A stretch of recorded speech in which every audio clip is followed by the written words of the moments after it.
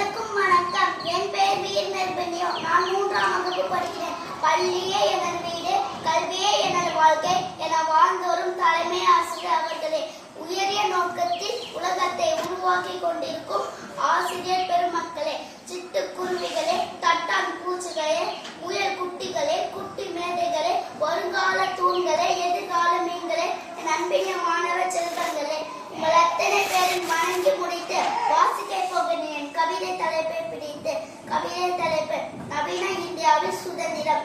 கடை: இந்தியா. கிடைக்கும் பொருள்: சுதந்திரம். இங்கு கூறு கட்டி விற்கப்படும்.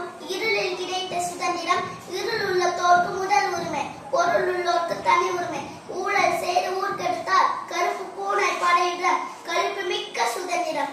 ஈட்டிசம் எனும் பெயரில் ஈவிரக்கமின்றி பெண்ணினத்தை மறிக்கும் வரை வரைப்பினும் ஈனமான இளைஞர்களுக்கெல்லாம் இங்கு ஈயப்படும் சுதந்திரம்.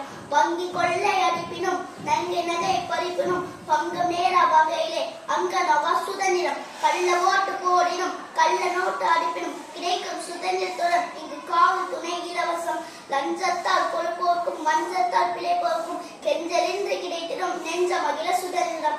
நல்லோரை எய்த்து வாழும் தீயோரை